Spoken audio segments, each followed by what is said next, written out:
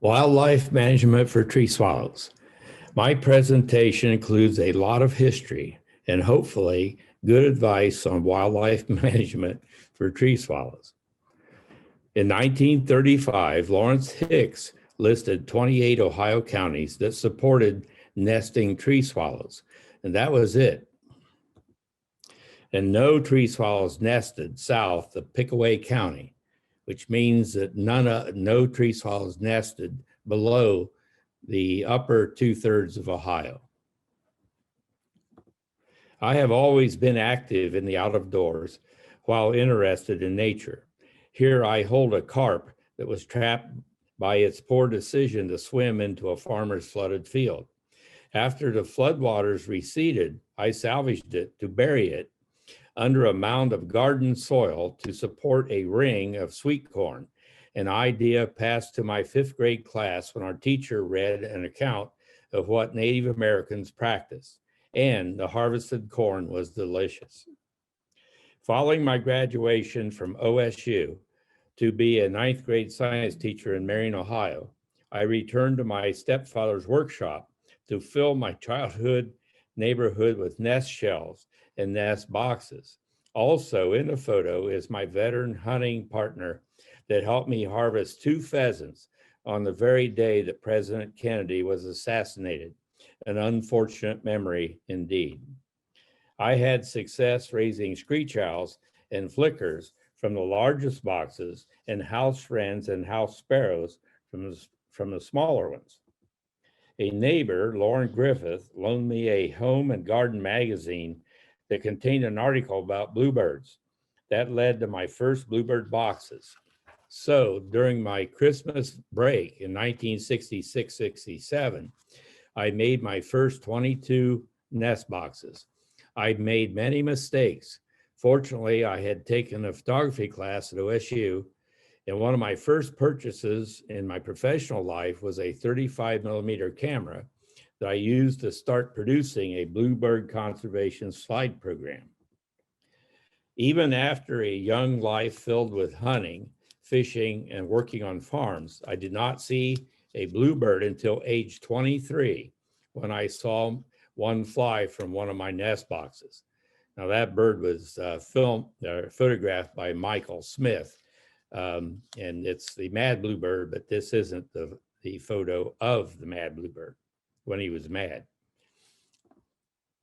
After my initial success, I went about saturating other farms with nest boxes where I had worked as a teenager. A huge problem soon developed. Climbing predators had their way with my nest boxes, and they left muddy footprints as evidence. Who was this dream breaker? The guilty look on this masked bandit's face reveals the villain. Later, I thought I was outsmarting Ricky Raccoon by reinstalling all of my nest boxes on pipes before the 1969 season. But once again, the masked mammal proved otherwise. Raccoons can easily climb pipes since their feet are more like hands. This raccoon is a tame one named Jennifer. Well, then, Marion County's game warden, Emery Jividan, told me that the Division of Wildlife added grease to their wood duck post to deter raccoons. So I added grease to all my pipe mounts before the 1969 season. The house sparrow, a European species introduced to New York City in 1851, is misnamed. It is a weaver finch. It quickly became a problem on my trails because its thick bill allows it to pulverize our native species. So by the time I added up the numbers in 1968, I knew how to outsmart raccoons, and I was carrying a shotgun for the sparrows. In 1966, Emery Jividan gave me one of the first copies of the Purple Martin Capital News, and I subscribed. I read articles written by Larry Zalney and future friend Bob Orthwine and sparrow trap designer Joe Huber of Heath, Ohio. Joe Huber's articles enabled me to make sparrow traps so I could retire my shotgun. And I also read about tree swallows. Years later, I went about trying to attract swallows to nest to nest above my school's pond at the Big Walnut Middle School in Sunbury, Ohio. I had started teaching at Big Walnut for the 1973-74 school year. Since the beginning of my hobby, I used a machinist's mirror and a pen light to inspect my nest boxes. During the summer of 1975, I took Environmental Interpretation 610 at the Ohio State University. Freeman Tilden's book, Interpreting Our Heritage, was the text for the course taught by Dr. Gabe Charam. For one of my assignments, I designed and authored the pamphlet, Hit the Trail for Bluebirds. At Dr. Charam's urging, I took the pamphlet to the Division of Wildlife State Office and showed it to the non-game biologist, Dennis Case, and he walked me down a hallway to show artist Jim Glover. I left the meeting knowing that Hit the Trail for Bluebirds would be published by the earliest part of 1977. Copies arrived in the mail days before New Year's Day, 1977, to make for a great holiday edition. At the time, it was the only Bluebird brochure printed by a government agency in the United States. Once it was seen in Quebec, Canada, they asked permission to reprint it in French.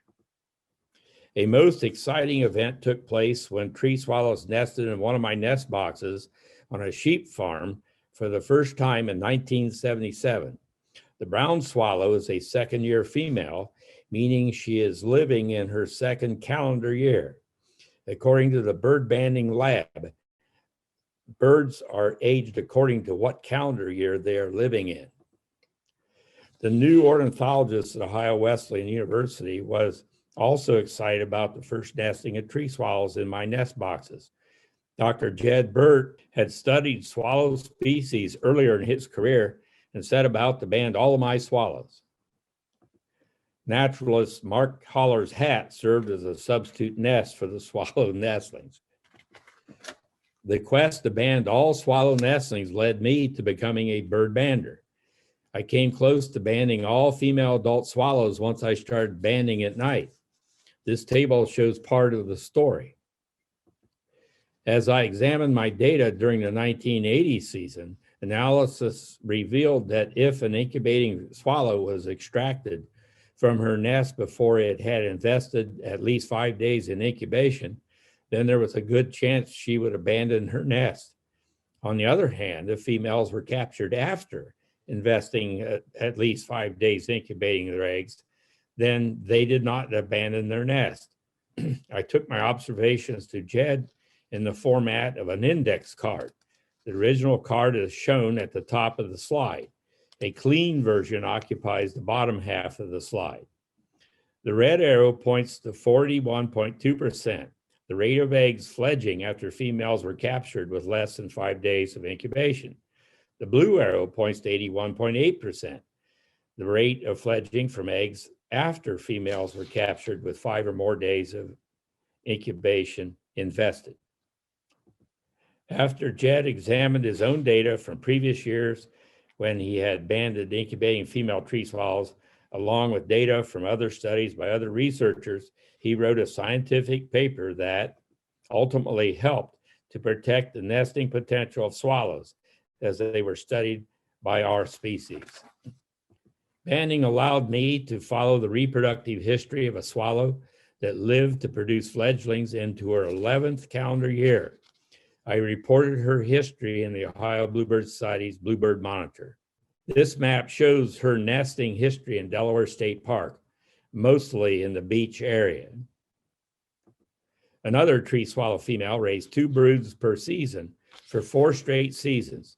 She was also extremely aggressive toward me. After all, I had captured her 10 times. She hated my guts, but I loved seeing her every year. Since swallow legs are very small, I learned to not band nestlings until their tails are 1/2 inch long. The 1970s were busy. In 1976, Larry Zelny published his book, and it was followed by a famous article in National Geographic, authored by Zelny with photos by Michael Smith, photographer of the famous Mad Bluebird. The formation of the North American Bluebird Society followed in 1978. I attended the first BS meeting in Silver Spring, Maryland, where I mentioned my slide program, which ultimately led to me becoming their education committee chairman for 4.5 years. Back in Delaware State Park, naturalist Don Burton, the founder of the Ohio Wildlife Center, returned from a naturalist meeting with 10 nest box kits prepared by the staff in Columbus.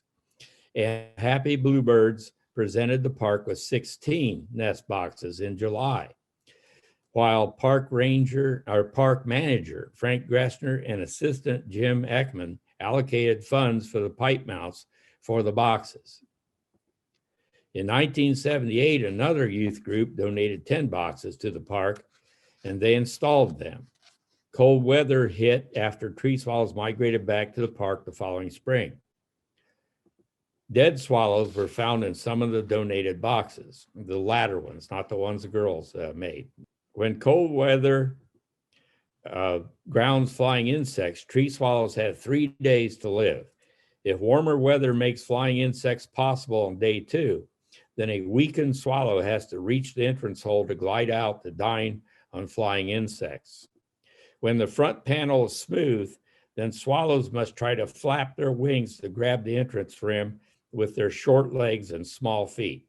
Several misses and they fall back to die. I retrofitted the bare front panels with gutter guard.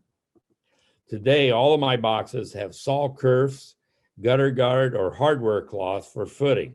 Also, round screw heads protrude, so the most convenient sparrow trap, the universal Van Ert sparrow trap, can be attached.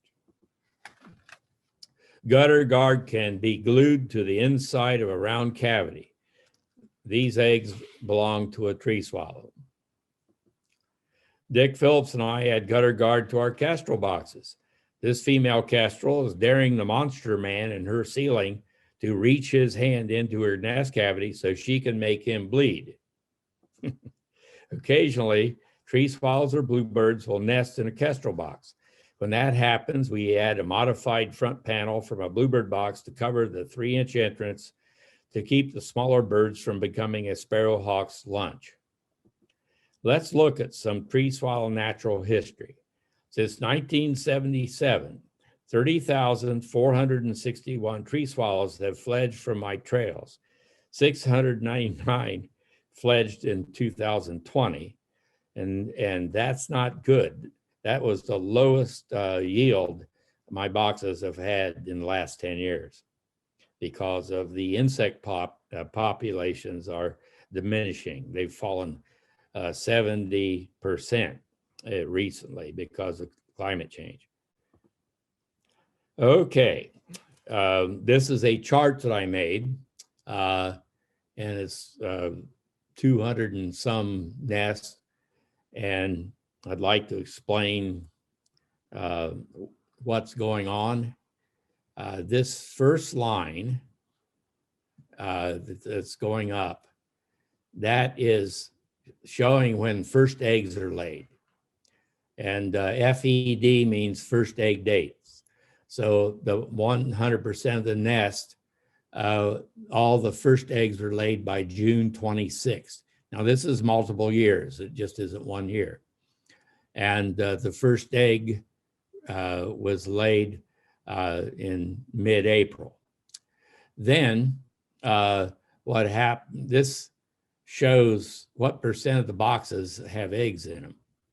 And then you see this second little hump here, right after the first week of June, it starts, and that is the second nesting.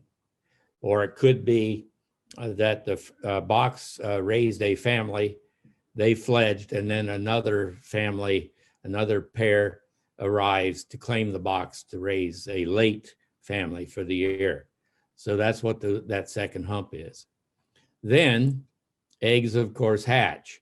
And this hump is showing you when there's young in the nest. And then they fledge, they grow to fledge. And May 31st, I tell people that Memorial Day. Think of Memorial Day. That's usually the end of May. And then fledging takes place clear on up through July and to the very beginning of August. And then they'll stage. In other words, you'll see a tree full of tree swallows. And then instead of migrating south, they migrate north for a short period. And I say this is good for the new fledglings because they get to explore, and maybe they'll come back to that new area and nest if there's boxes waiting on them. The female builds the nest with grass or pine needles. The male delivers most of the feathers used to line the nest. Feathers insulate the nest, so the more feathers, the greater the hatch and growth rates. Most feathers are white to gray to help camouflage the eggs, but dark or black feathers are sometimes used. Now I'm going to go back, and you can have fun tossing feathers for your tree swallows. And they'll retrieve feathers in late March if they're fed, if their bellies are full, and through April and May. But once they're feeding their young, they're less apt to grab feathers. And so you can go out and throw white or gray feathers up, and they'll snatch them, and make sure those are legal. And the best way to make sure of that is just use chicken or any kind of domesticated fowl. And I've written articles about this for the Ohio Bluebird Society, and I made a mistake. In other words, if you're a teacher or a scout leader or something like that, you want to make sure those feathers are not carrying germs. So I put them in a bag that carries oranges, and it had a webbed, a plastic webbing, and put them in my washer. And during the spin cycle, a lot of the feathers came out of the webbing. So my new advice is put your feathers in a pillowcase. And most homes have old pillowcases you no longer use on your bed. You use them for other things. And then you don't have to dry them. Just let them hang in your basement or garage or something, and let them dry on their own. I just don't trust the higher temperatures in the dryer. And then also check, after you wash, check the feathers for flesh that came through. If you got them from a chicken farmer that processed the chickens and saved the feathers. So there's all kinds of angles to think of there. So now here's one source of feathers, or Canada geese. Now what's happening here is that I'm talking to the hen, and I found that if I stand still and talk to them, they get used to me, then I can go ahead and check the box that in this case is almost above her nest. Her mate is waiting to see what happens, because if I do something real fast, he's going to attack me. And I like Canada geese. I had one fight with one. I didn't hit him, but my knuckles went across his chest. And you have to swing. You can't really be a boxer. You just have to swing your arms. But everything was fine. So I've learned how to be a goose whisperer and talk to them and get along with it. Now, why am I showing you this? Well, geese line their nest. She lines the nest with her feathers. And then when those eggs hatch, tree swallows mine the area and line their own nest, for a good example of salvaging a natural resource. In other words, the tree swallows will clean that area up and take all those feathers once the young that's under her leave, and hopefully those two other eggs hatch. Only the female incubates the eggs, and the most common incubation period is 13 days. Hatchlings are cold-blooded and pair and are called altricial. The female broods them to keep them warm and until they become warm-blooded at 5 days. Both parents feed nestlings. Some families are extremely large, like this one with 8 nestlings. Now, I don't see that hardly anymore. It used to be you'd see 6, 7, or 8. They wouldn't be real common, but 6 was common. But they're having a hard time feeding all their young. Competition for food can take place when nestlings are old enough to cling to the inside toe holds and prevent other siblings from accepting food. Look closely. This female holds a bolus in her beak. A bolus is a round ball of insects that, with tree swallows, contains an average of 21 insects that are shorter than a centimeter, or 1/2 the width of a nickel. In fact, of the 6,000 insects that are delivered to nestlings each day, 99% are shorter than a centimeter. During a 45-day period when a nest box is used to raise a swallow family, more than 300,000 insects are consumed. Goodbye to mosquitoes and deer flies. And the adults will feed themselves 2,000 insects a day. Purple martins feed on flying insects, but most of their efforts occur 50 to 150 meters above us. They also eat larger prey such as dragonflies and moths. Tree swallows hunt below 50 meters, and 90% of the time they hunt below 12 meters or 39 feet, where we are. Purple martins are designed to hunt above mature forests, whereas tree swallows hunt the openings or clearings surrounded by the forest, such as wetlands and their ponds created by beavers. Here I present a listing of possible food items consumed by tree swallows. And I don't have to wear insect repellent around my tree swallow habitats. Due to the success of tree swallows throughout Ohio in 1981, it was time to remove the nuthatch from the corner of Hit the Trail for Bluebirds and replace it with a tree swallow. A new management tool was introduced by Alan Prigge in the spring of 1981 issue of Cialia, paired boxes. Tree swallows, mainly females, protect their boxes out to 10 to 15 yards from competitors from their species and others such as house wrens. Bluebirds do best in protecting their nests when they have an attack perch when an intruder approaches their nest box. Pair 2 boxes 5 yards apart, and the 2 species will have initial trials, but will learn not to worry about each other. I found that pairing works and house wren raids on bluebird nests decreased once tree swallow populations increased. I analyzed my data and published a paper in the winter 1991 issue of Cialia. I even pair boxes as part of my management strategy to raise prothonotary warblers at Alum Creek Lake. I pair 1 nest jar with a 1 1/8 inch hole for prothonotaries with another nest jar with 1 3/8 inch hole for tree swallows.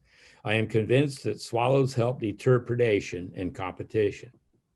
I check my Alum Creek boxes from my canoe. Here's a family of golden swamp warblers ready to go. And I had made a mistake. I thought that these birds would not have been in that nest. And I'm grateful that they stayed in there because prothonotaries are known to pre-fledge if you check on them too early. Back to swallows. There are 3 common configurations for setting up nest boxes for swallows: the grid, the pond or lakeshore, and the straight line. Here are some examples. Nest boxes over water. These no longer exist after the ODNR made the pond deeper for fishing. Now it is too deep for me, and bluebirds almost always nested in one of the boxes. Here are boxes along a pond, spaced at 25 yards.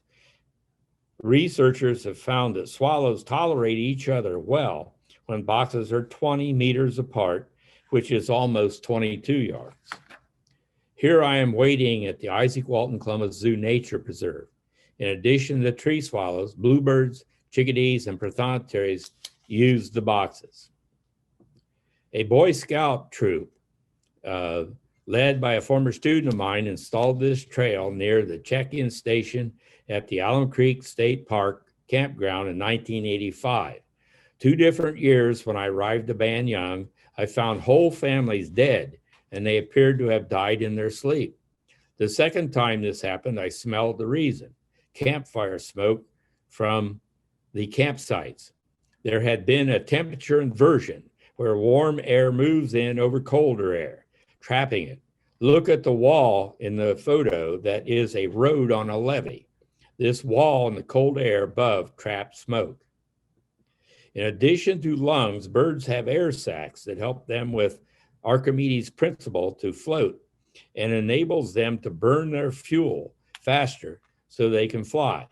Birds burn more than 95% of the oxygen they inhale in order to fly and maintain a body temperature of 104 degrees Fahrenheit. This little guy has a leak in his system of lungs and air sacs, but whatever was wrong healed and it fledged. Here is a smoke map showing how I think the smoke became trapped to poison or suffocate the swallows. The red dots are the nest boxes. Again, the elevated road had trapped the campfire smoke during a temperature inversion. Firewood is still sold in our state parks, but I don't know if it is still wrapped in plastic. Yes, a nice campfire is part of camping, and I'm all for it. But some folks used to burn the plastic wrapper. Ask a modern fireman if burning plastic is a health hazard. After a conversation with the parks manager, we both agreed that the boxes should go. Since 2005, the same boxes have raised swallows and bluebirds on the Delaware Wildlife Area. In 2004, I dismantled 3 trails totaling 56 boxes and reinstalled them before the 2005 season to create 2 nest box grids for tree swallows on the Delaware Wildlife Area east of Delaware Lake. Grids. Here are the tools needed to plot grids for swallows. You need 2 rolls of chalk line, 2 100-foot measuring tapes, and an assortment of stakes. Here's a list of grids that I either installed by myself, worked on a team, or assisted Darlene Sillig. I will report on 4 of the 17 grids that I have listed. First, you use the Pythagorean theorem described by the Greek mathematician Pythagoras, who lived from 570 to 495 BC. We will use the theorem as it applies to a 3, 4, 5 right triangle. A right triangle has 2 of its sides that intersect to make a 90-degree corner across from the hypotenuse. We will turn the 3, 4, 5 triangle into one with 60, 80, and 100-foot long sides. Drive your first bluebird box post in where you want your first nest box. Then use your tape to measure from the post to 80 feet in a line where you want to locate your second box. Drive a stake in at 80 feet. Secure the end of the tape at the 80-foot stake. A nail on the top of the stake works well. Go back to the first bluebird post and secure the second tape in and measure 60 feet. Intersect both tapes so that 60 feet and 100 feet meet, and pound in a second wooden stake. At that point, you have a right triangle. Now, tightly stretch both chalk lines from the original bluebird box post so they barely touch the 2 wooden posts, and repeatedly measure 75 feet for where you want to drive in subsequent posts for nest boxes. After you get so many posts in, you can eyeball the straight line. In other words, it's like sighting in a rifle or something. And, but stretching the chalk line, you'll have fewer mistakes. Here are 3 Girl Scouts that worked on their star rank by installing 9 boxes in a grid at the Stratford Ecological Center near Delaware. Darlene Sillick gave nest box kits to the girls that were made by Charlie Zepp. Can you see the girls in their grid? Clear over to the left side.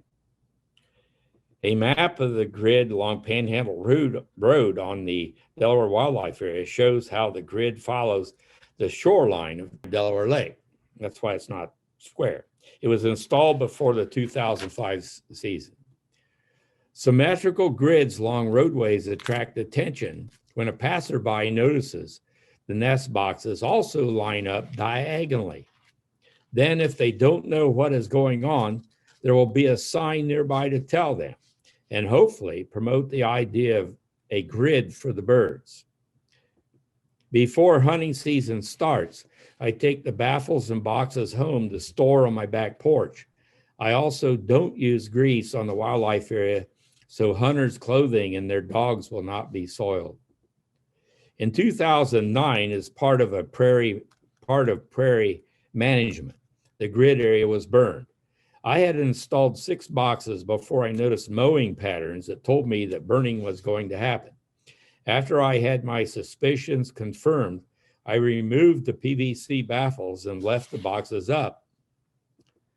There were swallows on the boxes when the fire was started. As smoke approached, the birds launched and up they went to circle behind the fire. After the fire and smoke flowed through the boxes, the swallows returned as if nothing had happened. The boxes were unharmed, and the wildlife crew told me not to re-enter the field until the second day after the fire, since they had experienced lung reactions in the past from wind-blown ashes. With baffles and boxes, the grid is ready to go. Today, the same 5-acre field has 55 boxes after I moved boxes from one grid to add to the original Panhandle Road grid. This trail data sheet is typical for the grids on the wildlife area. Green highlights tree swallow data and yellow indicates bluebirds. A thought: if an early bluebird builds a nest in a swallow grid, add a paired box within 5 yards. Now that box 23, box 23's data shows yellow, and that's a bluebird nest, and they raised 5. And they had 5 eggs before the swallows got serious in building nests. The other bluebird in box 18, it nested after the swallows were done. And that's only because there were remote areas in the prairie that allowed the bluebirds to hunt from the ground. The swallows, of course, were hunting in the air. And all these flying insects that prey on people, like mosquitoes and deer flies, are consumed in dog walkers, joggers, and anybody in that area really enjoys the area because they aren't attacked by the flying insects. The Leonardsburg road grid was also on the Delaware Wildlife and was 100 yards square. I usually return baffles and boxes during the first days of March once all hunting seasons end. The grid was extremely wet and I had to wear hip boots while monitoring. The added moisture makes for dense vegetation and a lot of butterflies, I should add. It's good. Swallows did not seem to mind when beavers dammed up the water flow and cattails grew above my head. Again, the trail's yearly data sheet is mostly green due to housing tree swallows. Materials for a grid await installation in this photo. And at this box here is hose clamps. And then these are T-posts, which are just fence posts on farms. And here is a blade, and these blades, the top of the blade is 1.5 feet above the end. And so most utilities, well, I don't want to say this, most utilities are supposed to be more than 2 feet under. And, but always have, there's a free service that they'll come in and check around your house and tell you where not to pound in something because there's a utility under the ground. But on most of my trails are on public lands, and the utilities are beside the road, so I don't have to worry as much. But anyhow, if you get a 6.5 foot T-post, it'll drive in 1.5 feet and be stable, and that leaves 5 feet above the ground. Then you have a pipe cut to the proper length that you want it to extend it, and then these two hose clamps will help you out. In 2007, the grid installation team at Old Woman Creek included Don and Diana Plant, Dean Sheldon, and manager Frank Lopez. Another key player, Dick Boyer, is taking the photo. This photo shows that 2 hose clamps are used to hold the pipe extension to the T-post. And there's one clamp, there's the second one. This is a conduit hanger, and that you get an electric part of a hardware store, and that supports the baffle. For U-post, you need to use a bolt to hold the pipe extension in place, and a conduit hanger supports the baffle in place. Here's the conduit hanger. And these U-bolts are, I'm sorry, the U-posts are, they're 7 feet long, and that's the Division of Wildlife gives them to me for the grids on the wildlife area. In other words, it's their post and their grid, technically. Okay, each sign, at each grid, I try to install an interpretive sign that explains the grid, and each sign has the appropriate logo of the grid's landowner. So these are the different public lands where I've helped install grids. After pulling my 25 boxes from a 38-year-old bluebird trail, I relocated them on the Big Island Wildlife Area in Marion County. On March 27th, 2015, bluebirder Harry Condry, wildlife worker Andy Landon, and I worked to create a very effective grid. Harry monitored the grid and recorded that all boxes raised swallows. The grid's boxes were installed to surround the observation deck on 3 sides, and all entrances are pointed in an arc from east to south for the birds, while enabling all entrances to be seen by visiting bird watchers standing on the deck. Okay, short subjects. Wherever mowing takes place around nest boxes, install pipe guards to protect the mounting post. There's 4 of them that surround the base of this box. Between 1989 and 2019, I have used my 166 boxes in Delaware State Park field trips on Tuesdays, Wednesdays, and Thursdays to teach bluebird trail management to talented, gifted middle school campers enrolled in our academic camp at Ohio Wesleyan University. Each camper bands a nestling, bluebird, swallow, or house wren under my intense guidance. And I have permits, education permits from our Division of Wildlife and the U.S. Fish and Wildlife Service that allows me to do this. On Tuesday, campers weigh 2 families of extremely young nestlings, usually 1 family of tree swallows and 1 family of house wrens. It is important that the families are 3 days out of the egg or younger. When they are weighed again on Thursday, most have more than doubled their weight. Have you ever doubled your weight in 48 hours? The answer is yes. And I showed the campers John Tyler's book that explains that we, birds and humans, have similar life cycles. While our weighed birds double their weight inside their eggs, we double our weights months before our birth. And this is true of, all living, well, mammals and birds. Kenny Fecker enjoys showing his purple martins to the campers, who are always impressed on how large martin nestlings are compared to their cousins, tree swallows. Whenever I'm presenting an interpretive program, I enjoy showing a nestling's preen gland, the only oil gland that a bird has.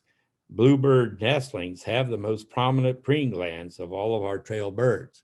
And there it is right above the tail. And you'll see birds reaching back above their tail. And you might think they're scratching or something. Well, what they're doing, they're getting oil on their bill. Then they comb their feathers, and it's called preening. And then I always ask the students, what kind of birds do you think have the most oil, the biggest gland? It's waterfowl, anything that has to float. Blowfly larvae, another thing to show, and try to clean larvae from the nest if you find a situation like this. Depressingly, there weren't many. I found no blowflies this year, and that's because the insect populations are dropping. Either that or my swallows are super hunters. There are 3 types of mites that can infest nests on our trails. The whitest one in the photo, he's up at the top on the left side, is a parasite after small amounts of blood. They take the blood from the baby birds. Another is a scavenger after detritus, and that's flakes of protein from feather sheaths and skin and stuff like that. And the one with long legs is a predator that hunts the other 2 for lunch. I use my hand to show mites from nests. Nothing to worry about. I'm too cold for them, and I have hair rather than feathers. A solid fecal sac is a symptom of not enough food. Insects and berries are the only source of water for a nestling. These swallow nestlings from the same nest died days apart, indicating a food shortage. Competition among siblings produces the best chance of someone fledging. If they shared food, all might have perished. Because of erratic weather patterns brought on by climate change, such sites are becoming too common. Always excavate used nests to search for unhatched eggs and dead nestlings. Your accurate data is important. This bloody nest box entrance is most likely caused by avian pox. One symptom of avian pox is swollen toes that usually bleed. The pox is somewhat common among tree swallows since I record several boxes with bloody entrances every year. My chart shows 49 years of recorded numbers from 1968 through 2017 of bluebird and tree swallow fledglings. Notice that the lines for numbers go up and down somewhat synchronously. My boxes had produced 10,964 eastern bluebirds and 27,000 or more than 27,000 tree swallows after 49 years. The 2020 totals for 9 species during that same period, well, up from 68 on, not counting screech owls and wood ducks, is 57,014 birds. They have paid me in full with uncountable adventures. Remember that in 1935, tree swallows did not nest below Pickaway County.